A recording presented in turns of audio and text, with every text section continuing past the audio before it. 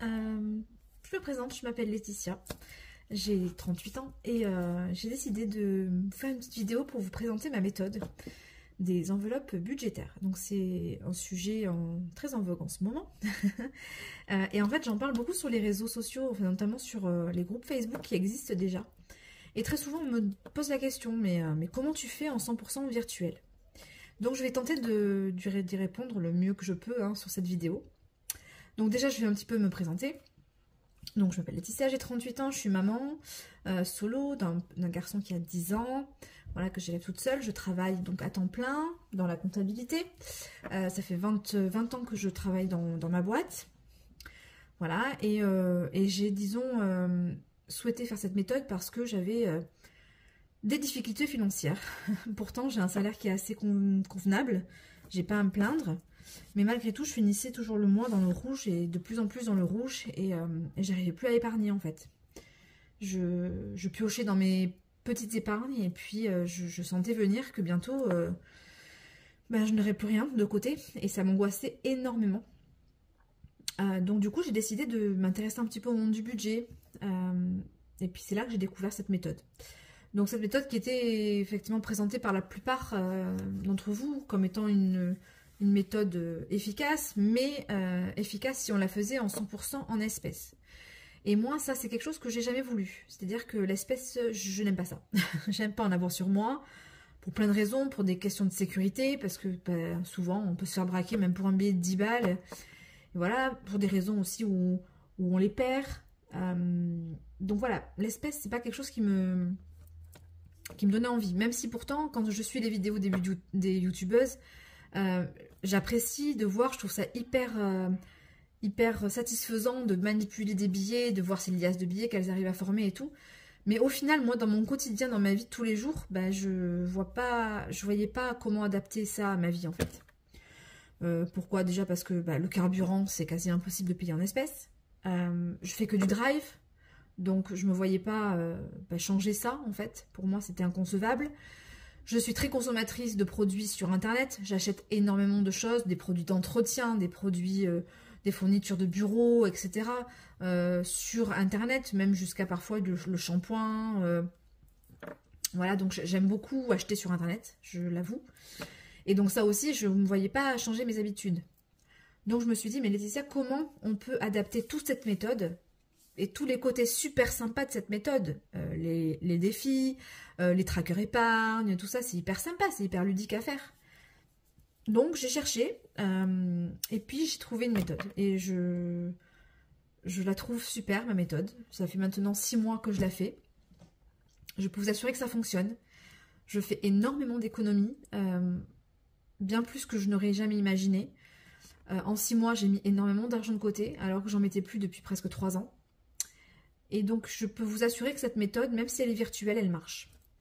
Voilà, c'est vrai qu'on entend souvent l'argument, mais en carte bleue, c'est trop la facilité, on sort la carte bleue et on paye, on paye, on paye, on paye. J'ai envie de dire, en espèces, c'est un peu pareil, on a l'espèce dans le sac et donc on peut sortir l'espèce et puis payer, payer, payer. Enfin, je veux dire, ça ne change rien. Si c'était même que en espèces, on peut payer dans bien plus d'endroits qu'en carte bleue. Voilà, on peut aller au marché et payer en espèces, on peut aller dans des brocantes, on peut aller dans des vide-greniers, etc. Et là, on pourra payer que 100% en espèces. Donc, on a d'autres lieux où on peut dépenser en espèces alors qu'on ne peut pas le faire en carte bleue. Bref, tout ça pour dire que voilà, donc j'ai mis en place cette méthode. Donc, j'ai commencé, comme la plupart d'entre vous, à calculer mon budget. Donc, pour le calculer, j'ai retracé mes dépenses sur les mois précédents. Et j'ai d'ailleurs ouvert les yeux à ce moment-là sur ce que je dépensais. Ça fait souvent très peur quand on commence la méthode. Moi, franchement, j'ai été horrifiée par ce que je dépensais dans certains postes inutiles. Ça m'a vraiment révélé, en fait, que je disais toujours que je m'en sortais pas, etc. Mais c'était de ma faute, en fait. C'est pas... Le pouvoir d'achat, etc. Oui, bien évidemment qu'il a augmenté le pouvoir d'achat et donc c'est plus difficile de s'en sortir, mais moi, il n'y avait pas que ça, en fait. Il y avait aussi mon train de vie qui avait considérablement évolué et je m'en étais même pas rendu compte. Je veux dire, je dépensais dans des choses sans m'en rendre compte. Si vous voulez, à la fin du mois, jamais je m'aurais imaginé que j'aurais dépensé 300 ou 400 € à Action, par exemple. Jamais je pouvais imaginer ça. Et pourtant, quand on cumulait le nombre de fois où j'y allais dans le mois, même si c'était 20-30 € à chaque fois, eh bien, on arrivait à des sommes qui étaient astronomiques. Et donc, c'est vrai que d'analyser mes dépenses sur plusieurs mois, ça m'a déjà ouvert les yeux sur ce que je dépensais. Donc, c'est la première étape, hein, c'est ça. Il faut analyser ses dépenses. Et puis ensuite, il faut faire son budget. Donc moi, comme je voulais absolument adhérer à cette méthode, j'ai voulu faire mes outils dès le début. Après, on n'est pas obligé. On peut faire son budget sur un simple cahier, il n'y a pas de problème. Mais moi, voilà, j'ai souhaité faire mes outils. Donc, je vais vous montrer mon budget de planeur. Donc voilà, ça c'est mon petit classeur que je me suis fabriqué. Donc c'est un budget perpétuel sous forme d'enveloppe en fait. Parce que comme il est perpétuel, ben, je voulais pas que l'encre bave. Donc du coup, j'ai fait des enveloppes. Donc je vais vous montrer. Donc j'ai le mois, ça c'est le récap annuel. Et puis ici, j'ai le mois en cours.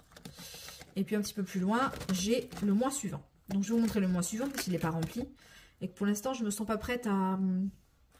Enfin, je sais pas, voilà, si je montrerai mes revenus, etc., j'en suis pas sûre. Donc, je vais vous montrer le mois suivant, puisqu'il n'est pas rempli. Donc, voilà, donc mon budget de planeur, il se présente comme ça, un petit calendrier qui me permet... Alors ça, je peux vous montrer en rempli, par contre, il n'y a pas de souci. Voilà, qui me permet donc de renseigner ici donc les jours, les anniversaires éventuellement. Ici, d'entourer pour avoir le nombre de semaines. Je ne sais pas si vous voyez avec... Oui, c'est bon. Le jour où je suis payée. Et puis ici, les petits points bleus. Donc, c'est effectivement les jours de cantine. Ça me permet de savoir à l'avance combien je vais payer le mois suivant en cantine. Voilà, donc ça, je trouve ça bien. Comme ça, je peux l'estimer vraiment en avance. Ensuite, ici, bah, j'ai une petite enveloppe où je mets les anniversaires. Voilà, donc avec ici le montant alloué à l'anniversaire. Et puis derrière, le tracker de ce que j'ai dépensé. Et puis ici, c'est un petit récap sur mes rendez-vous. Sur les anniversaires, les événements, ce que j'aurai à payer, les achats à faire, etc. etc.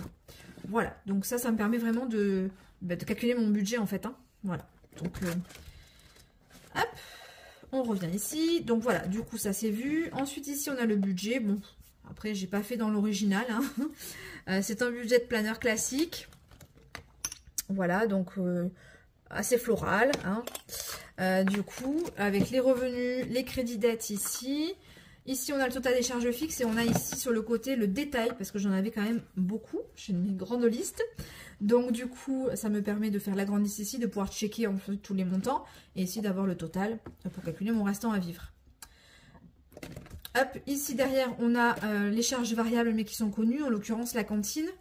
Voilà, j'avais avant le centre aéré aussi, mais je ne l'ai plus. Et puis, il y a une période dans l'année où j'ai la natation à mon fils, puisque je lui paye la natation. Voilà. Ensuite, j'ai les enveloppes. Voilà. Donc, mes enveloppes et différentes catégories, qui sont propres à chacun. Hein, ça, effectivement, voilà. Ça, il faut adapter à ses besoins. Donc, j'en ai des mensuels et j'en ai des à la semaine, hein, comme n'importe quelle budgéteuse. Donc, les 3 premières sont à la semaine. Courses, plaisirs d'hiver. Tout le reste, c'est au mois. Voilà. Et ensuite, j'ai mes épargnes, donc court terme, long terme. Les défis que je fais éventuellement en début de mois, puisque j'en ai un que j'alimente, le défi 12 mois, je l'alimente en début de mois, pour être certaine de pouvoir le remplir. Et puis ensuite, derrière, je vais avoir le total de mes dépenses, que je reporte ici, les économies réalisées, et puis comment j'ai affecté les économies de chaque semaine, un récap, et puis l'humeur du mois. Voilà. Donc ça, c'est mon planeur que j'ai fait moi-même. Et j'avais fait aussi également le budget annuel. Donc ça, c'est important de le faire. Une fois qu'on a analysé toutes ces dépenses, on peut aussi aller plus loin et puis se faire une projection complète sur 12 mois. Ça, je ne l'ai pas fait de suite. Hein. Je l'ai fait, alors j'ai commencé en septembre. Je l'ai fait qu'en décembre. Voilà, pour projeter toutes mes dépenses sur l'année à venir. Donc par exemple, on commence par faire ça. Un petit calendrier. On va répertorier tout ce qu'on a à payer, en fait. Voilà. On répertorie tout dedans. Les anniversaires, les entretiens, les soldes. J'ai tout mis. Et en fonction de ça, bah, j'établis un budget annuel. Pour savoir combien j'ai besoin. Et puis, j'ai comparé toutes mes rentrées éventuelles d'argent à tous mes besoins. Voilà, tout simplement. Et j'ai vérifié qu'en fait, mes entrées couvraient l'intégralité de mes besoins. Voilà, c'est ça qu'il faut vérifier. Et si ça ne couvre pas l'intégralité des besoins, c'est là qu'on se dit, bah, il faut que j'économise, j'ai pas le choix. Il faut que je sorte tous les mois des économies pour arriver à mes objectifs. Attention, quand je dis que j'ai vraiment tout pris en compte, c'est les vacances, Noël, j'ai tout anticipé sur 12 mois. vraiment les loisirs, etc., etc. Je me suis alloué un budget sur tout. Si j'arrive à économiser suffisamment, je sais que tous mes objectifs là, je les aurai atteints. Donc c'est hyper motivant. Donc je vous conseille vraiment de faire un budget annuel, c'est vachement bien. Et puis ça permet de se donner des objectifs vraiment d'épargne. Voilà. Donc ça c'est la première étape. J'ai fait mon budget de planeur et puis j'ai établi mon budget. Hein. Ensuite, comment ça s'organise dans mon quotidien par rapport au fait que je sois en 100% virtuel. Je ne retire pas d'argent. Donc, je suis sur une banque en ligne qui s'appelle Boursorama Banque. Et ma banque, elle me permet d'avoir plusieurs comptes courants. J'ai droit à 3 comptes courants à mon nom. Hein, voilà, c'est pas des comptes conjoints, joints, etc. Ce sont des comptes courants individuels. J'ai droit à 3 comptes. Donc, j'en ai un qui s'appelle Revenus et Économie, sur lequel est versé mon salaire. J'en ai un deuxième qui s'appelle Charges fixes, sur lequel, effectivement, sont prélevées toutes mes charges fixes. Et j'en ai un troisième qui correspond aux enveloppes budgétaires, donc mes dépenses dont j'ai besoin chaque mois, et qui se représentent mes enveloppes. Donc, chaque début de mois, mon salaire est viré sur le compte Revenus et Économie. Et en fonction de mon budget que j'ai établi, je vais faire un jeu de virement en fait, tout simplement. Je vais prendre l'argent des charges fixes pour le virer sur les charges fixes. Je vais sortir mes épargnes pour les virer sur mes comptes épargne. Et je vais laisser sur le compte, je vais envoyer sur le compte charges variables et enveloppe le montant dont j'ai besoin pour mon mois. Pour mes épargnes, c'est le même principe en fait. J'ai 4 comptes épargne. J'en ai un pour les épargnes court terme. J'en ai un pour les épargnes long terme. J'en ai un pour l'épargne de mon fils. Et j'en ai un pour les défis. Donc, concrètement, comment je gère mes épargnes? Chaque début de mois, j'alloue un montant en épargne. Ce montant-là, il est viré sur le compte, soit court terme, long terme, en fonction de ce que j'ai souhaité affecter. En fait, ici, ici, là, voilà, épargne et défis. En fait, j'ai toutes mes rubriques d'épargne court terme, long terme, et j'affecte un montant. D'accord? Ce montant que j'affecte, hop, ici, j'ai mes petits trackers d'épargne. Court terme, long terme. Chaque compte bancaire correspond à un type d'épargne. J'ai un livret A pour mes court termes, j'ai un LEP pour mes long termes. Voilà. Donc je sais que si je regarde mon récap, parce qu'ici, bon, je ne vous montrerai pas, mais à l'intérieur de mon enveloppe ici, j'ai un petit papier avec toutes mes épargnes court terme. Le solde en bas correspond à mon compte bancaire. Et chaque épargne est gérée sur une petite fiche comme ça, tracker, enfin une petite enveloppe, puisque système des enveloppes, donc j'ai fait des enveloppes. Donc une petite enveloppe dans laquelle j'ai un petit tracker comme ça, hein, qui est adapté à chaque fois, hein, pour chaque type d'épargne, chacun son petit tracker. Et puis derrière ici le suivi.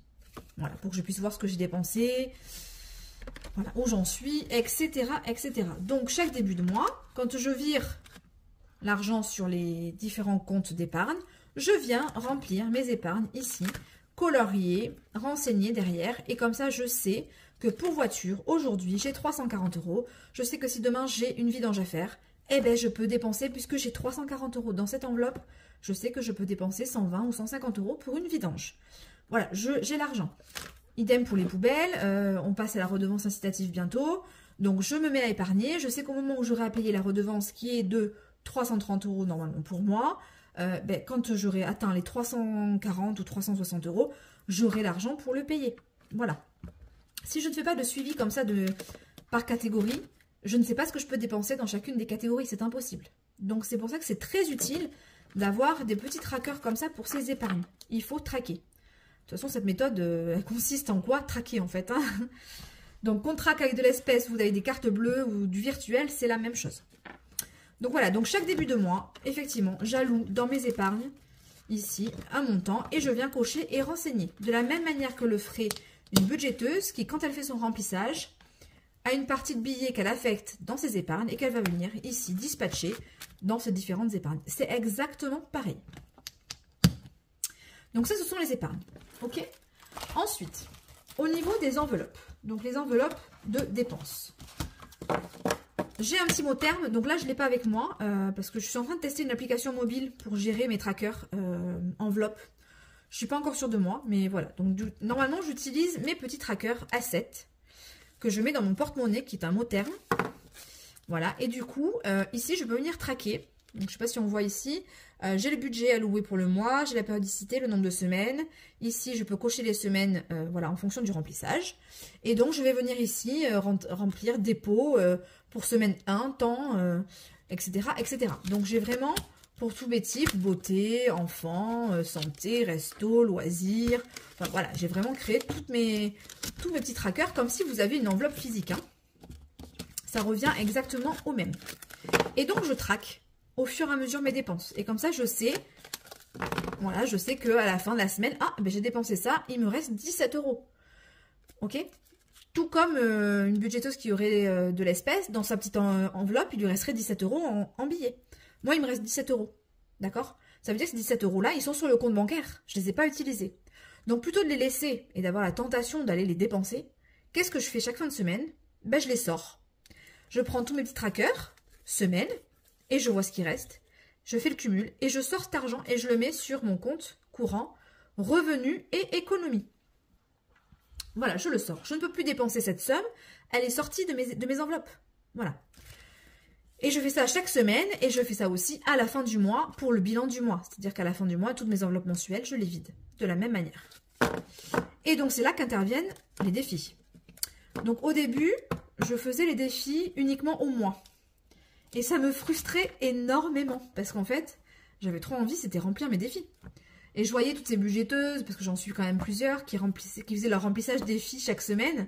Et je me suis dit, mince, c'est vrai que ma méthode c'est bien, mais je dois attendre 30 jours pour remplir mes défis, c'est casse-pied. Au final, j'ai décidé que rien ne m'empêchait de le faire à la semaine. Cet argent, je le vire effectivement sur le compte revenus et économie, mais rien ne m'empêche d'affecter cette économie directement à mon compte défi et donc de remplir mon carnet de défis. Alors, mon petit carnet de défis, il est comme ceci. Donc, c'est toujours dans le même style. Et donc, du coup, il fonctionne exactement de la même manière. Mes défis, ici, un petit récap correspondant au total du livret défis. Et du coup, tous mes défis. Alors, j'en ai beaucoup. J'en ai beaucoup avec des petits montants. Et jusqu'à maintenant, ça fait 3 mois que je les remplis. Pour l'instant, j'arrive à les remplir. Bon, voilà, il y en a beaucoup. Mais beaucoup avec des petits montants. Le défi 12 mois, je le remplis toujours en début de mois. C'est comme une épargne en fait, hein, pour moi. C'est voilà, chaque mois, 24 €, c'est le défi mensuel. On est en 2024, donc c'est 24 € par mois. Voilà, et donc du coup, pour chacun de mes défis, c'est le même principe. Hein. Je fais toujours un petit tracker, hop, avec derrière le détail, alloué à chacun de mes défis. Donc j'ai le défi à gratter. Donc en fait, là j'ai une petite carte tous les mois en fait. Hein. Je la gratte et je sais le montant que je dois allouer en épargne. Voilà. Tac. J'ai le défi du jeu du budget. Donc ça, c'est vraiment une invention de ma part. Donc c'est un plateau de jeu. Voilà, c'est un grand plateau de jeu. Donc c'est vraiment moi qui l'ai 100% inventé. Donc du coup, je tire un dé. Et puis ça se joue un peu comme le jeu de loi en fait. Hein. Voilà. On a effectivement des petits défis sur certaines cases. Et puis sinon, c'est 5 ou 10 € à mettre de côté. Voilà. Donc ça, c'est le défi du jeu du budget. Tac. Je sais pas où j'ai mis mon petit trombone. Ah, il est là. Alors, je mets des petits trombones, pas tous, mais quand il y a de l'épaisseur un petit peu, parce que là, c'est une double page, je mets un petit trombone au cas où, pour pas que ça sorte. Voilà. J'ai le défi des saisons, que j'ai intégralement fabriqué aussi.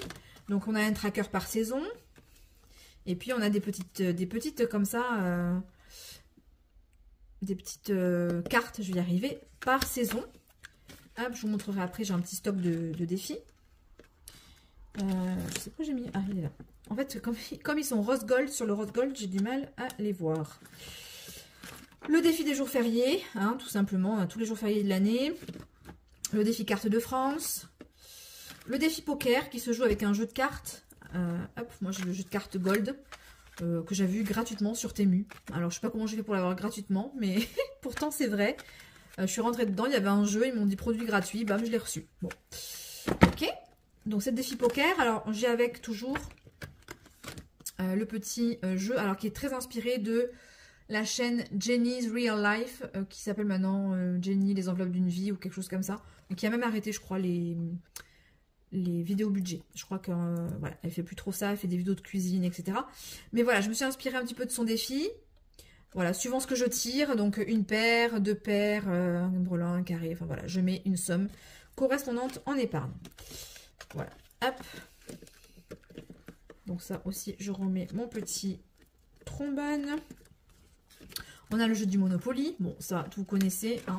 J'ai fait mon petit plateau Monopoly. Voilà. Donc, avec des petites sommes, hein, on peut le voir. Hein, c'est pas des gros montants. Hein. Voilà, comme ça me permet que je puisse le remplir, quoi. Même si c'est pas chaque semaine, au moins une fois par mois. Voilà. Les mini-défis. Donc, les mini-défis, ce sont des petits défis de Linda Budget. Donc, je lui en ai acheté plusieurs. Et donc, là, je suis en train de faire celui-ci, le mandala. Donc, je suis presque arrivée au bout. Hein, il est de 45, je suis à 42. Le défi d'une Working Girl, ça, c'est pareil. C'est Linda Budget. Elle me l'avait offert lors de ma commande. Voilà, donc, ok. Les petites cartes mensuelles que j'ai fait moi-même aussi. Donc, je vais vous en montrer quelques-unes. Donc, janvier qui est terminé. Elles sont recto verso. Février, mars et avril. Voilà, et après j'ai les autres qui sont dans un petit classeur de stock de défis. Je vous montrerai après. Hop, le défi de la pleine lune. Donc à chaque pleine lune, c'est 10 €. Le défi prénom. Voilà, donc c'est mon fils et moi. Celui-là, il est très joli. Il est brillant avec du papier PVC vinyle brillant. Holographique, exactement. Le défi coloriage. Là, celui-là, je l'aime beaucoup aussi. Donc, c'est un petit coloriage comme ça avec des chiffres. Chaque chiffre correspond à une couleur. Et donc, on met la couleur correspondante. Alors, vous voyez, souvent, je trouve que les Sharpies, ils bavent. C'est pour ça, d'ailleurs, que je fais tout en système d'enveloppe. Parce qu'à l'époque, je faisais pas les enveloppes. Je traquais et tout directement au dos. Et en fait, ça se collait. Enfin, tout se mettait sur l'autre page. Et puis, ça devenait vite très moche, en fait. Alors que là, maintenant, avec ce système-là, c'est toujours très propre. Et c'est ce que j'aime. Le défi Marelle. Ma petite Marelle, elle est trop mignonne. Trop choupinou. Alors ici, on peut le faire plusieurs fois. Une fois, deux fois, trois fois. Avec des petits montants. Hein. Voilà. Le défi Sudoku. Donc là, j'en ai fait 2. Voilà. Donc il y a un niveau facile et un niveau un petit peu plus difficile. Voilà. Donc ça, j'aime bien aussi parce que c'est vraiment des petits montants. Et donc du coup, bah, je mets ou je mets pas. Mais voilà. Le défi Flush. Alors, il est inspiré d'une... Je sais pas qui l'avait partagé sur un groupe. Le défi Flush Royal. Mais moi, je le voulais vraiment avec des jeux de cartes. Donc, du coup, je l'ai fait comme ça. J'ai mis tous les jeux de cartes suivant cœur, carreau, trèfle, etc. Voilà, tout le jeu de cartes. Et puis, du coup, quand je fais mon tirage, je tire une carte et puis je coche celle que j'ai tirée jusqu'à avoir tout rempli, en fait. Hein. Là, il y en a pour un moment. Et il y en a pour une sacrée somme aussi. Voilà, j'ai un défi Noël, donc il est aux couleurs de Noël forcément, hein. Je n'allais pas faire un défi Noël avec des fleurs. Donc voilà, il est comme ça, avec un petit tracker. Et puis j'ai le défi d'or. Alors vous allez me dire, mais pourquoi tu as un défi d'or alors que tu ne fais pas du tout en espèces? C'est vrai, mais par contre ça m'arrive parfois de retirer. Quand je vais faire un marché ou quand je vais à une bourse aux vêtements et que j'ai besoin de liquide, ou quand j'achète quelque chose d'occasion et que je ne peux pas payer en carte bleue, il me reste parfois de l'espèce. Et donc du coup, j'ai fait ce défi. Je le fais quand même. Et vous voyez, hop, pardon, excusez-moi, j'ai une tirelire et je mets dedans. Donc il commence à y en avoir pas mal. Il y a 36 € là-dedans. Voilà. Donc, pardon, excusez-moi pour le bruit. Donc c'est pour ça que j'ai un défi d'or en fait. Même si j'ai pas d'espèces, il m'arrive d'en avoir et donc je le remplis. Après, il m'arrive aussi de trouver des pièces. Alors, c'est que les pièces jeunes. Hein. Les pièces cuivrées sont dans une grosse bouteille que je mets dedans. Et le jour où il y en aura suffisamment, j'irai les échanger contre des billets. Voilà, donc du coup, chaque semaine, je viens alimenter tous mes défis. De la même manière qu'une budgéteuse classique. Ici, c'est mon petit stock. Donc... hop, les cartes à gratter mensuelles, mes petites cartes individuelles au mois, mes cartes des saisons, les défis de Linda Budget, puisque je ne les ai pas tous commencés. Celui-ci, elle me l'avait offert lors d'une autre commande. Et puis, le plateau de la budgéteuse, ça c'est Blush Budget. Je l'avais imprimé et je ne l'ai jamais fait, parce que comme j'ai celui d'une Working Girl et que ça se ressemble un petit peu, voilà, j'ai fait d'abord Working Girl et je ferai peut-être celui-là un petit peu plus tard. Voilà, donc ça, ce sont mes stocks. mes défis. Voilà, et une fois mes défis remplis, on arrive à la fin du mois, on a fait le bilan du mois, et donc, hop, je reprends mon budget planner, et je viens reporter ici les dépenses mensuelles, le total, et puis les économies réalisées, et comment chaque semaine, j'ai réparti mes économies, épargne, défi, total. Exactement pareil qu'une budgéteuse en cash. Voilà, c'est pareil. Hop, et donc du coup, ben, chaque fin de semaine, je vire effectivement le montant que j'ai alloué à mes défis sur le compte épargne défi. Ça, vous l'avez bien compris, je pense. Hop, voilà. Quoi vous montrer de plus? Alors, comme on est effectivement 100% digital, je me suis fait un carnet quand même de suivi de mon compte. Parce que, voilà, je veux savoir où est-ce que j'en étais le mois dernier, voilà, si je ne me suis pas trompée, etc. Donc, en fait, ici, j'ai toutes mes enveloppes épargne, et je suis le solde janvier, février, etc., etc. Idem pour les défis. Comme ça me permet de voir les variations, en fait, d'un mois sur l'autre, et de voir où est-ce que j'ai pu me tromper. Parce qu'effectivement, comme on est en 100% virtuel, je n'ai pas d'espèce pour recompter, hein, pour voir si je me suis trompée ou pas. Donc, je fais un carnet de suivi. Voilà. Je fais la même chose pour le total des dépenses et le total des économies. Hein, je reporte tout là-dedans. Je veux pas, si j'ai une erreur, je peux venir voir, ah, mais j'ai fait 28 € d'économie ce mois-là, sur ça. Enfin, voilà, c'est plus facile pour retrouver l'erreur, éventuellement. Et puis même pour moi, j'aime bien savoir quand est-ce que j'ai économisé, comment, et puis comparer, voir où je m'améliore en fait. Voilà, donc ça c'est ma méthode. En fait, c'est tout simplement un jeu de virement. Hein. Il n'y a pas d'espèces, mais je fais des virements. Alors, j'en fais pas énormément. Je fais 4 virements, 4-5 virements en début de mois, toujours, pour affecter dans différents comptes. Et puis chaque semaine, je fais un virement dans les épargnes ou éventuellement si j'ai dans les défis, pardon. Et éventuellement, si j'ai beaucoup d'économies, je peux aussi virer dans les épargnes. Je ne mets pas tout dans les défis. Il m'est arrivé des semaines où j'ai fait des gains, par exemple. Et donc ça, les gains, ils rentrent dans les économies. Et bien ces mois-là, ces semaines-là, en tout cas, j'avais 200 ou 300 €. Bien entendu que je n'ai pas mis 300 € dans les défis, enfin c'est ridicule. Donc j'ai alloué ce que j'avais besoin dans les défis, puis le reste, bah, je l'ai épargné. Donc du coup, j'ai fait 2 virements. Un sur le compte de défi, un sur le compte d'épargne. Voilà, donc grosso modo, comment se présente ma méthode. Moi, j'en suis très satisfaite. Je peux vous assurer que ça marche. Depuis 6 mois maintenant que je l'ai commencé, je ne suis plus à découvert. Et surtout, j'ai mis beaucoup d'argent de côté. Plus que ces 3 dernières années, ça c'est sûr, puisque je mettais plus d'argent de côté depuis très longtemps. Donc, je suis très très heureuse de cette méthode. Elle m'a permis... Je suis partie en vacances en décembre. J'ai payé à mon fils un séjour à Paris. Il rêvait de voir la Tour Eiffel, etc. Et bien, on est parti 5 jours à Paris. Là, on revient d'une semaine à la montagne. Donc, j'ai pu lui payer une semaine de vacances. On a fait du ski et tout. Enfin, c'est génial. C'est des choses que je me permettais plus de faire parce que j'avais plus assez d'argent pour le faire. Et vraiment, grâce aux enveloppes, j'ai réussi à épargner suffisamment pour partir. Déjà en décembre, et j'ai réépargné ensuite pour repartir en février. Enfin, c'est quelque chose... Waouh. C'est impensable. Et c'est grâce à la méthode. Qu'elle soit en carte bleue ou en espèces, elle fonctionne. Voilà, elle fonctionne très très bien. Donc, je vous le conseille. Voilà, il faut juste lancer et rendre un peu cette méthode ludique. Effectivement, si on fait que la carte bancaire et qu'on fait pas de tracker, qu'on fait pas de défi, qu'on fait pas tout ça, je sais pas si ça marcherait en fait. Effectivement, on paye, je ne sais pas. Il faut traquer. Quoi qu'il arrive, il n'y a que ça qui peut marcher. Traquer, savoir où on en est, ouvrir les yeux sur ce qu'on a dépensé. Il n'y a que ça qui peut fonctionner. Voilà. Si vous avez des questions, n'hésitez pas à me les poser en commentaire. J'essaierai de lire vos questions. Je ne sais pas si je ferai des vidéos régulières parce que en fait cette vidéo elle est totalement improvisée. J'ai même pas de support pour tenir mon téléphone, c'est un carton.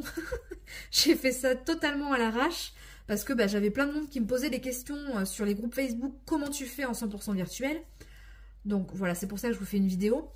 Mais voilà, je ne sais pas si après je ferai régulièrement. Déjà, ça me gêne un petit peu de donner mes éléments de salaire, etc. sur les réseaux. Voilà, c'est quelque chose que je préférais garder privé. Mais par contre, peut-être que je pourrais partager avec vous comment je remplis mes épargnes ou comment je remplis mes défis et éventuellement les économies que je fais. Je ne sais pas encore, je vais y réfléchir. Peut-être une ou deux vidéos pour vous montrer concrètement comment ça marche. Après, est-ce que j'en referai régulièrement? Je ne suis pas sûre. Je suis maman solo, je travaille à temps plein. C'est compliqué de trouver du temps. Déjà qu'il faudrait que je trouve du temps pour le sport, pour tout ça. Donc si je dois aussi allouer du temps aux vidéos, je ne sais pas si j'y arriverai. Voilà. Donc, mais en tout cas, je suis contente d'avoir fait cette vidéo pour vous expliquer. J'espère que j'aurai répondu à la plupart des questions qu'on m'a posées. Et puis, je vous souhaite de tout cœur de vous lancer dans cette méthode et de réussir. Voilà, n'hésitez pas à mettre un petit pouce quand même si je ne suis pas sûre de refaire des vidéos, mais un petit pouce, vous abonner, on ne sait jamais si je me lance. Et puis je vous dis peut-être à bientôt et puis bon courage. Ciao, ciao!